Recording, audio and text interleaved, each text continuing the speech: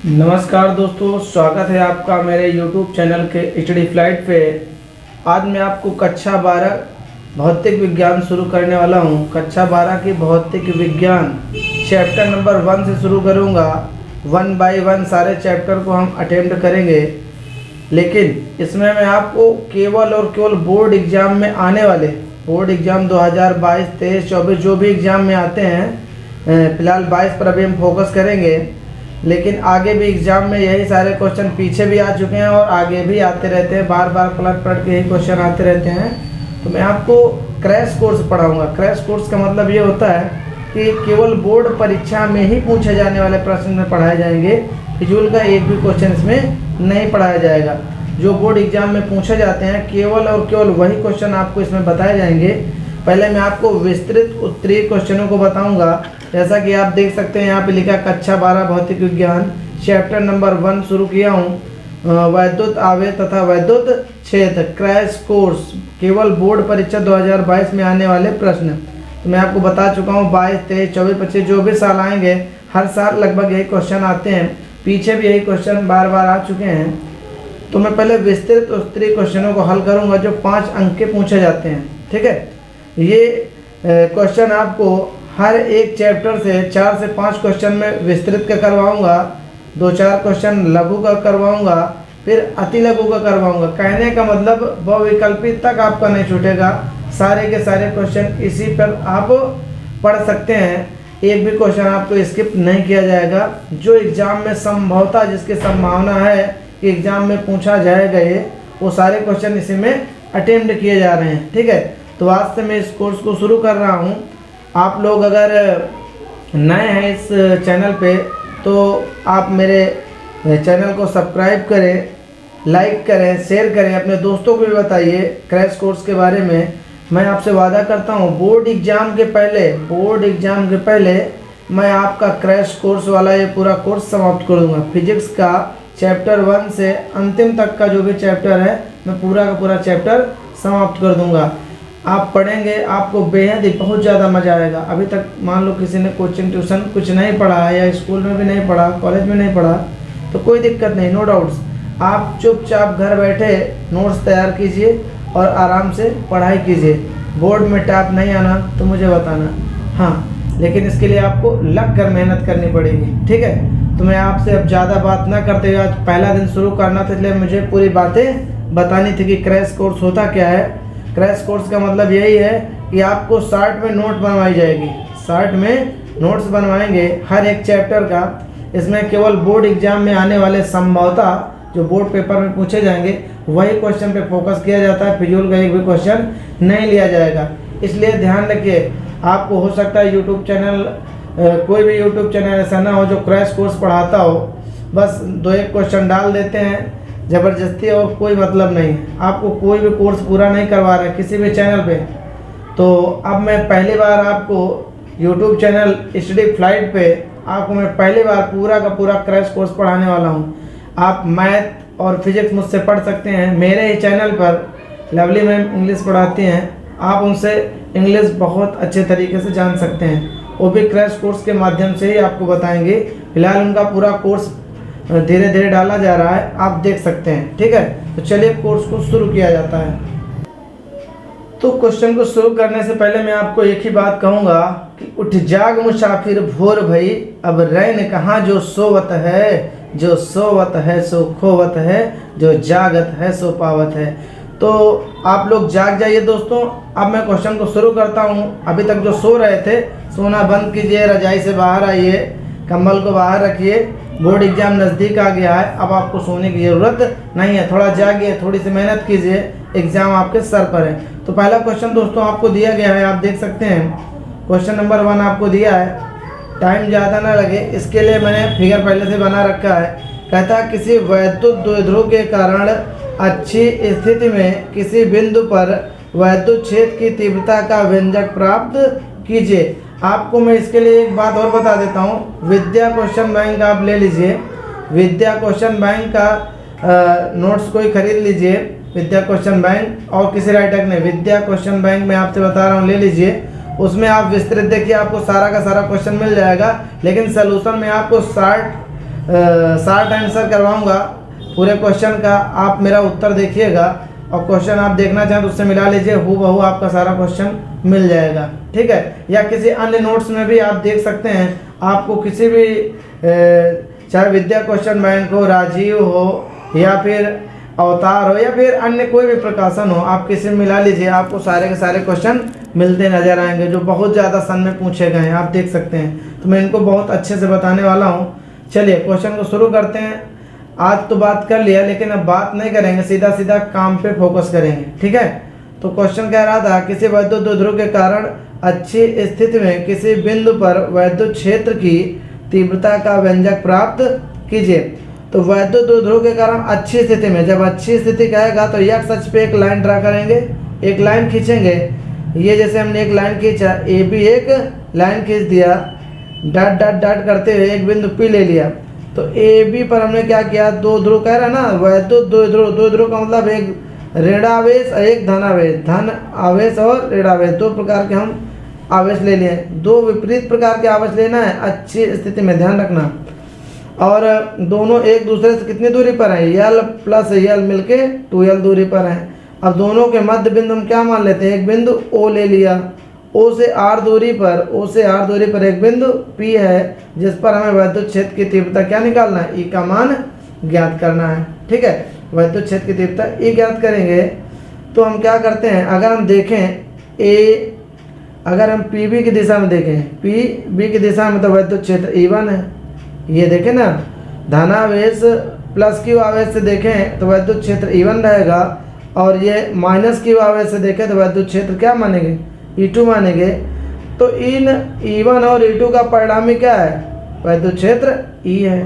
तो ये जो परिणामी निकालेंगे तो E1 और E2 का अंतर यानी E1 माइनस E2 क्या आएगा, E के बराबर आएगा। इनका परिणामी क्या होगा, E1 माइनस E2। वैद्युत क्षेत्र E का परिणामी E1 माइनस E2 निकालना है हमें। तो हम क्या करते हैं, सबसे पहले हमने बताया ना, आप एक लाइन ड्रा कीजिए, लाइन खींच लिया।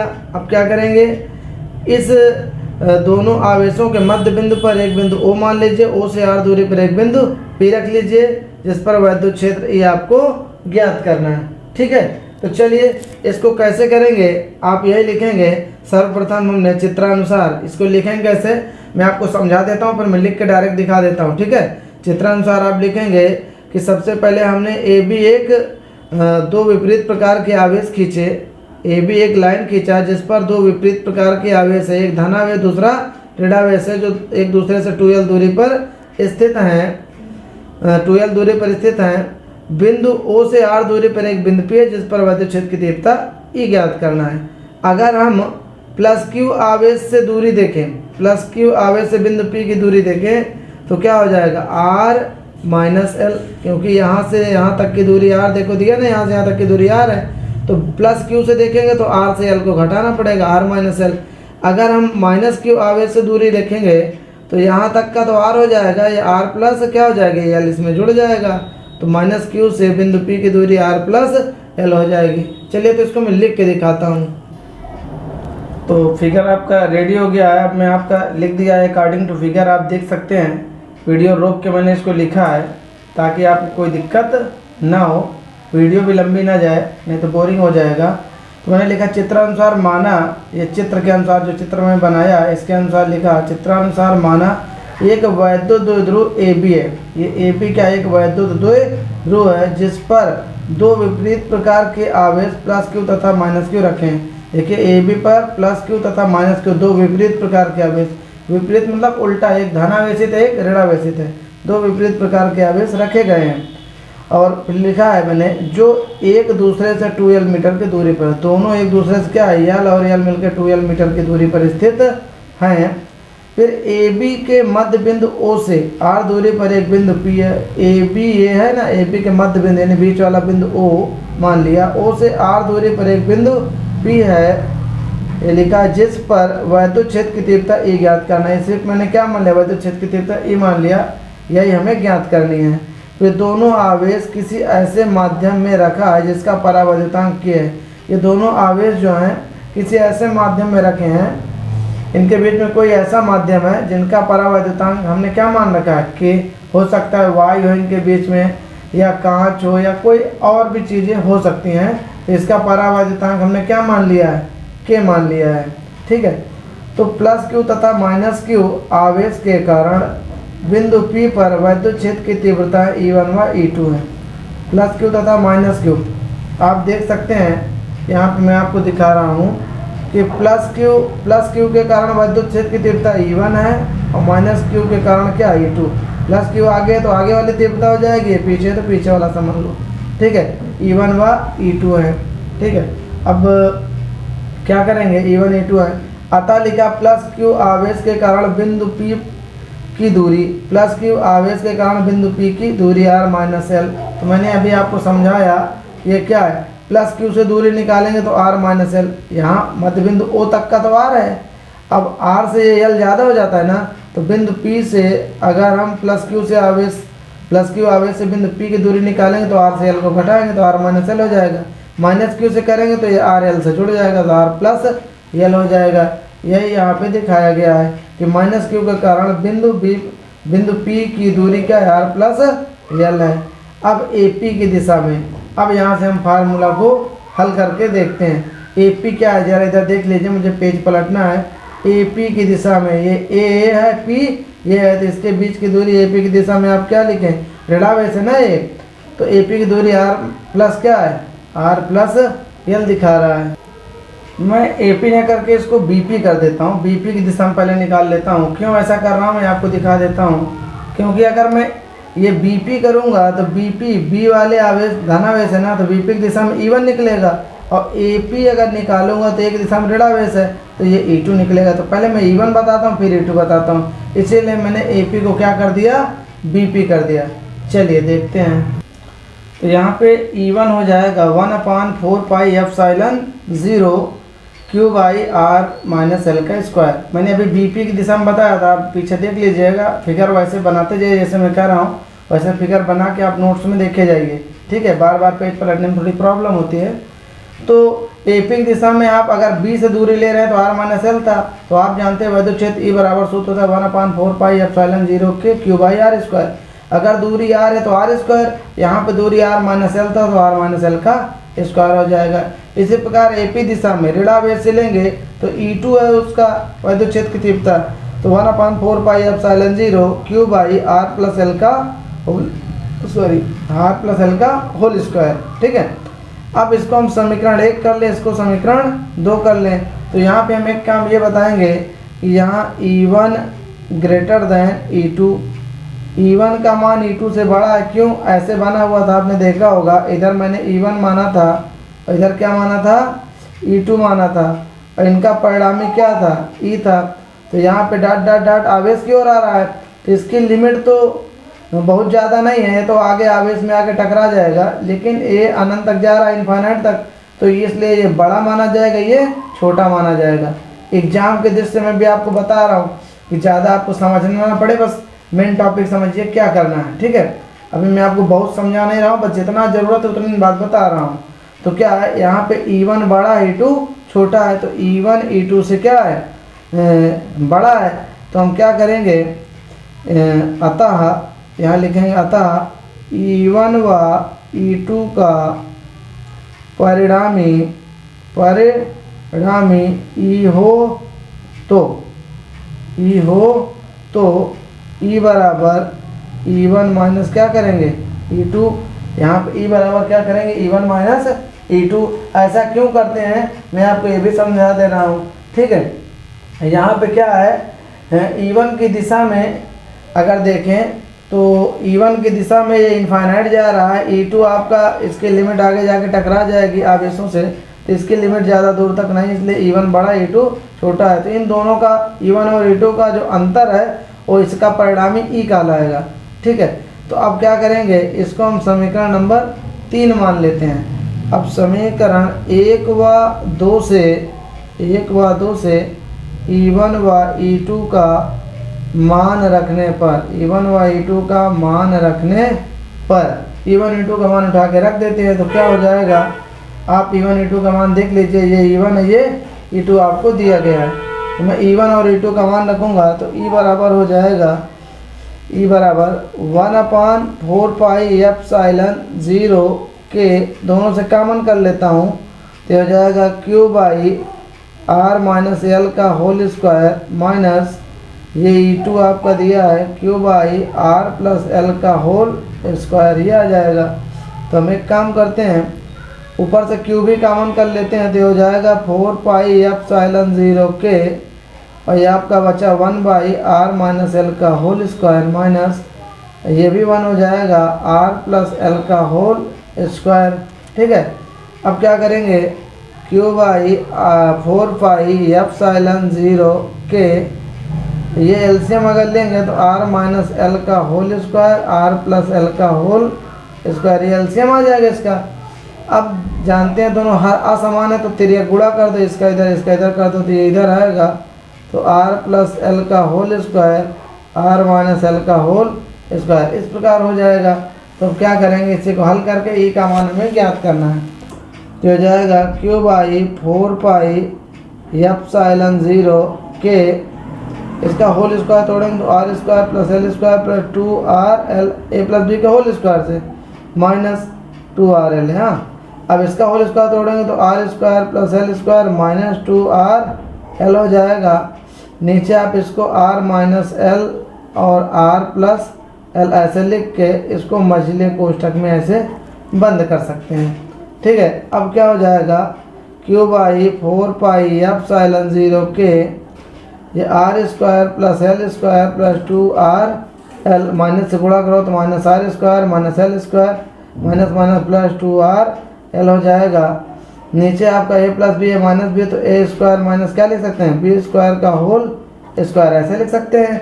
अब इसमें जो कटे काट दीजिए, माइनस का प्लस का माइनस का। अब आपका देख सकते हैं 2 मिलके कितना हो जाएगा, 4rl। तो क्यू बाई 4 पाई एप्सिलॉन 0 के इंटू 2rl मिलके 4rl हो जाएगा। नीचे R square minus L square का होल स्क्वायर, ये आपका यहाँ तक आ गया। अब आपने एक चीज़ और देखा होगा, एक फार्मूला अगर आपने पढ़ा हो तो P बराबर वैद्युत द्विध्रुव P बराबर पढ़ा होगा 2ql। अगर आप क्रैश कोर्स पढ़ रहे हैं तो हो सकता है थोड़ा बहुत पढ़े हैं, ना पढ़े हों तो कोई दिक्कत नहीं, मैं बताता जा रहा हूँ। P बराबर होता है 2ql। P क्या है, वैद्युत द्विध्रुव है। तो अब क्या करेंगे, इसमें हम Q या ऐसा कर लेते हैं 1/4 पाई एप्सिलॉन 0 के कर लेते हैं। यहाँ पे लिखेंगे 2 इंटू 2ql, ध्यान से देखे रहना, 2ql कर देते हैं और इंटू ये आपका r बाहर कर लेते हैं और नीचे R square minus L square का होल स्क्वायर ऐसे कर देते हैं। समझ में आई बात। मैंने ये क्या किया, ये 4 को 2 दुनाई 4 कर दे, ये वाला क्यू को उठा के इसके साथ कर लिया, 2ql किसका मान हो जाएगा, p का। तो इसके तरफ पर हम क्या रख सकते हैं, p रख सकते हैं। हाँ, तो देख सकते हैं E बराबर 1/4 पाई एप्सिलॉन 0 के 2p इंटू आर। मैंने बताया ना 2ql के तरफ पर हम क्या रख देते हैं, p क्या है, जहाँ p मैंने लिखा है वैद्युत द्विध्रुव आघूर्ण है, तो यहाँ पे p बराबर 2ql हटाया मैंने p रख दिया है, तो 2p r और नीचे R square minus L square. तो आप अभी देखे थे फिगर में कि r बहुत बड़ा था किससे, यल से। यल क्या है, दो ध्रुवों के दो विपरीत प्रकार के जो आवेश थे उसका मध्य बिंदु के बीच की दूरी यल था, और दोनों आवेशों के मध्य दूरी हमने 2l माना था। तो एक यल यहाँ पे ये है कि यल का मान जो है, r का मान बहुत बड़ा है किससे, यल स्क्वायर से। यहाँ पे r का मान क्या है, यल स्क्वायर से बहुत बड़ा है। आप यल स्क्वायर लिख दीजिए, यल लिख दीजिए, कोई दिक्कत नहीं है। या फिर आप ऐसे भी लिख सकते हैं, या ऐसे लिख दीजिए r greater than 2l। r का मान जो आपने r दूरी पर AB के मध्य बिंदु O से r दूरी पर एक बिंदु P लिया था, तो r दूरी आप देख सकते हैं वो दोनों विपरीत प्रकार के आवेश जो 2l थे, 2l दूरी पर जो विपरीत प्रकार के आवेश थे वो r उससे बहुत बड़ा है। r का मान, r यानी कि बहुत दूर है, r बहुत बड़ा है। तो r बड़ा होने की वजह से हम इसका एक काम ये करेंगे कि यल को नगण्य मानेंगे, यल स्क्वायर को क्या मानेंगे, नगण्य मानेंगे। ठीक है, बात समझ आ गई। तो चाहे एल स्क्वायर लिखिए, चाहे आर ग्रेटर देन, एक बार ग्रेटर देन लगाओ तो बड़ा है, दो बार लगाओ तो बहुत बड़ा है, ठीक है। Are greater then 2l, are का मान 2l से बहुत बड़ा है, इसलिए एल स्क्वायर को क्या मान लेंगे, नगण्य मानेंगे। तो ये ई बराबर बन जाएगा 1/4 पाई एप्सिलॉन 0 के, यही बात यहाँ याद रखना है। तो ये हो जाएगा 2p r by R square का स्क्वायर। अब एल स्क्वायर को नगण्य मान लिया हमने, तो क्या हो जाएगा, आप देख सकते हैं कि ई बराबर हो गया 1/4 पाई एप्सिलॉन 0 के, ये 2pr बाई आर की पावर 4। तो एक आर से एक आर कम कर दो यहाँ पे, तो 1/4 पाई एप्सिलॉन 0 के, ये हो जाएगा 2p बाई आर क्यूब। यही हो गया वैद्युत क्षेत्र की तीव्रता। यही सूत्र हमें प्राप्त करना था। अच्छी स्थिति में यही वैद्युत क्षेत्र की तीव्रता हमें ज्ञात करना था। इसका मतलब न्यूटन प्रति कूलम होता है। और यहाँ पे निर्वात के लिए के का मान क्या मानते हैं, एक यहाँ पे क्या करेंगे, यहाँ पे आप के का मान हटा दीजिए, निर्वात के लिए लिख दीजिए, निर्वात के लिए के बराबर क्या मानेंगे, एक। तो ई बराबर हो जाएगा 1/4 pi epsilon 0 2p by R cube. ये कंप्लीट आपका सलूशन हो जाएगा, न्यूटन प्रति कूलम हो जाएगा। चलिए क्वेश्चन नंबर अगला देखते हैं। मुझे इस क्वेश्चन को समझाने में दोस्तों थोड़ा लंबा टाइम जरूर लग गया है। ये मुझे आपको समझाना था इसीलिए लंबा लगा। अगर आप इसको अपने से करेंगे, एक दो बार अपने से देखिए, समझिए और अपने से प्रैक्टिस कीजिए, तो आप मुश्किल से मुश्किल 5 से 10 मिनट में कर लेंगे। क्योंकि आपको खुद को करना, किसी को समझाना नहीं है। मैं आपको यहाँ समझा रहा हूँ, लिख रहा हूँ, समझा रहा हूँ, इसीलिए थोड़ा टाइम ज़्यादा लग जाता है। क्वेश्चन नंबर 2 आपका दिया है, वैद्युत द्विध्रुव के कारण निरक्षीय स्थिति में किसी बिंदु पर वैद्युत क्षेत्र की तीव्रता का व्यंजक प्राप्त कीजिए। ये मोस्ट इम्पॉर्टेंट दोनों क्वेश्चन हैं। ये अधिकतर एग्जाम में हर बार आते हैं, किसी न किसी सेट में ज़रूर दिया रहता है। तो आप इन दोनों को अच्छे से तैयार कर लीजिए। और भी मैं भी आपको बताऊंगा किसको किसको तैयार करना है। बस इस चैप्टर से आपको 4 क्वेश्चन तकरीबन विस्तृत के याद होने चाहिए। 4 में से एक पक्का फंस जाएगा 100%। तो इसमें कहा था वैद्युत द्विध्रुव के कारण निरक्षीय स्थिति में। देखिए, एक अच्छी स्थिति होता है, एक निरक्षीय स्थिति होता है।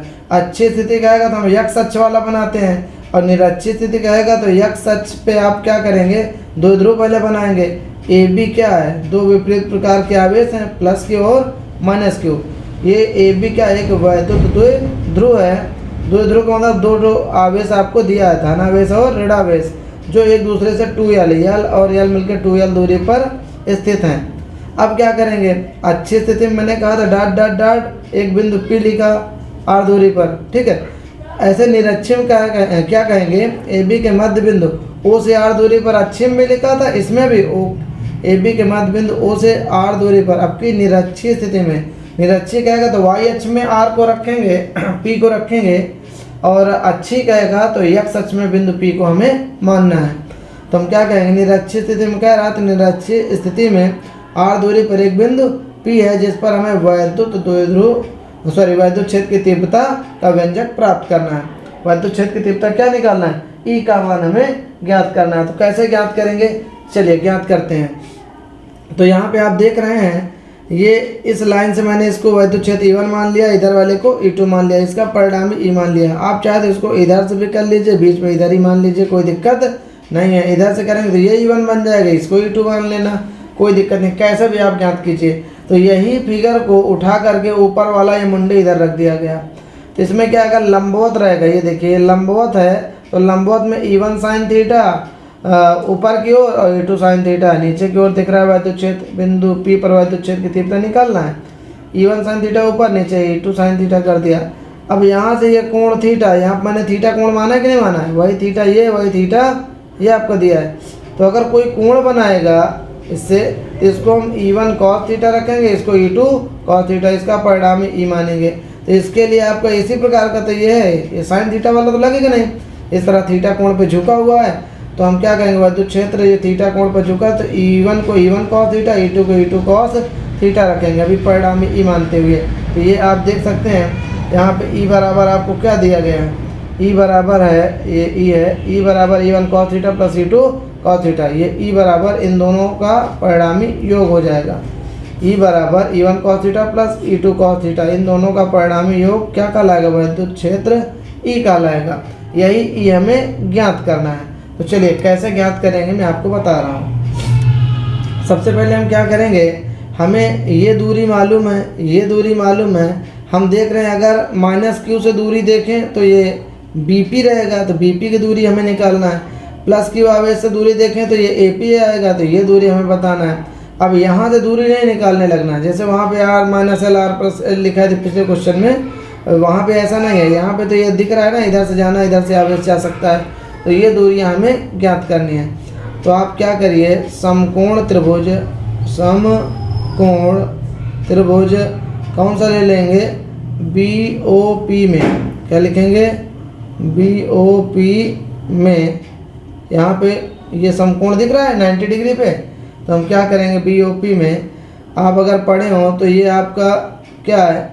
कर्ण का वर्ग, पाइथागोरस प्रमेय से कर्ण का वर्ग बराबर लंब का वर्ग धन आधार का वर्ग है। तो कर्ण आपका यहाँ पे क्या दिया है? BP, कर्ण क्या है? BP का वर्ग, लंब क्या है? लंब आपका OP है, तो OP का वर्ग कर देंगे। आधार आपका क्या है? OB है, तो OB का वर्ग कर देंगे इस प्रकार से। तो क्या हो जाएगा ये, आप देख सकते हैं यहाँ पे BP का मान हमें ज्ञात करना है। OP का मान क्या दिया है? लंब है, OP R है तो R के स्क्वायर। OB आपका क्या दिया? ये OB है, OB आधार है, आधार L है तो L स्क्वायर।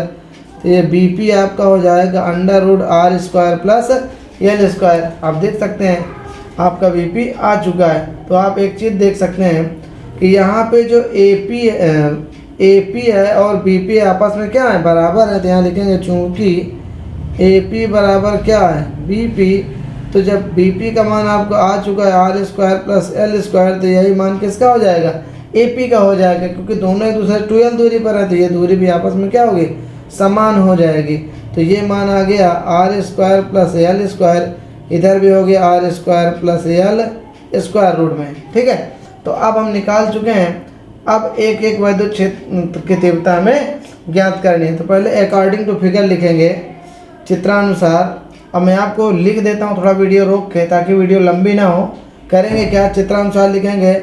हमने क्या लिया? AB दो ध्रुव लिया जिस पर आवेश +q तथा -q हैं, दोनों एक दूसरे से 2l दूरी पर स्थित हैं।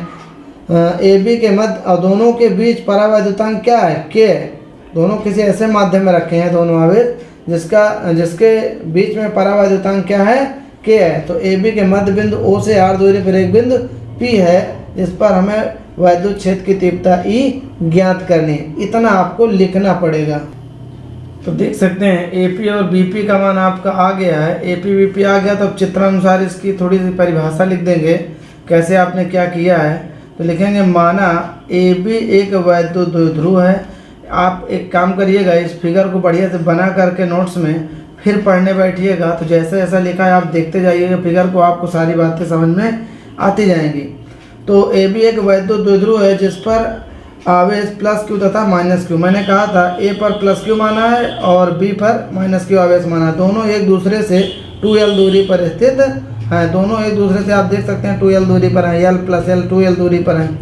AB के मध्य बिंदु O से, दोनों के बीच में मध्य बिंदु O माना है, O से R दूरी पर निरक्षीय स्थिति में, ऊपर की ओर YH में जा रहा है तो निरक्षीय बोलेंगे। निरक्षीय स्थिति में एक बिंदु P है जिस पर विद्युत क्षेत्र की तीव्रता E ज्ञात करनी है। आप देख सकते हैं ये फिगर को, ये फिगर आपको दिया गया है कि ये मैंने बताया था ना, A और B, AB के मध्य बिंदु O से R दूरी पर निरक्षीय स्थिति में एक बिंदु P है जिस पर विद्युत क्षेत्र की तीव्रता हमें E ज्ञात करना है। ठीक है, तो अब आप इसको देख सकते हैं कि E1 और E2 कैसे निकलेगा। तो +q आवेश के कारण बिंदु P पर विद्युत क्षेत्र की तीव्रता निकलेंगे। तो E1 बराबर 1/4πε0, मैंने कहा था विद्युत क्षेत्र की तीव्रता E बराबर होता है 1/4πε0 q/r², बीच की दूरी का वर्ग। तो यहाँ पे दूरी आप देख सकते हैं, बीच की दूरी यहाँ पे कितना दिया गया था, आप देखिए यहाँ पे मैंने क्या किया था, +q के कारण करेंगे तो दूरी आपका ये हो जाएगा, -q के कारण करेंगे तो दूरी ये हो जाएगा। तो दूरी का वर्ग आप देख सकते हैं, तो वही मैंने यहाँ पे किया था तो यहाँ पे क्या है E1 बराबर 1/4πε0 के क्या है परावैद्युतांक है। ए बी के मध्य बिंदु ए बी के बीच में कोई ए बी मतलब कोई ऐसे माध्यम में रखा है जिसका परावैद्युतांक क्या है। मान लो ए बी निर्वात में स्थित है, वायु में है, तो उसके बीच में क्या है वायु भरा है। तो निर्वात के लिए के का मान हम क्या रखते हैं 1 रख देते हैं। तो भाई क्यू बाई बीच की दूरी का वर्ग, बीच की दूरी क्या है √r² प्लस l²।